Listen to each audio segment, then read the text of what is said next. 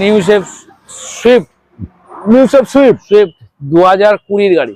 20 গাড়ি, 20 একদম শেষ লগ্নের গাড়ি, মানে 21 সামথিং। এখনো 1 বছর ট্যাক্স আছে, এখন 1 বছর আছে। 1 বছর। আচ্ছা, তো এটা কি ফার্স্ট ওনার? এটা first owner, full original paint. Fully original পেন্টের গাড়ি, যে 22,000 চলা, মাত্র 22,000। 22,000। কত কোট করলেন আজকে?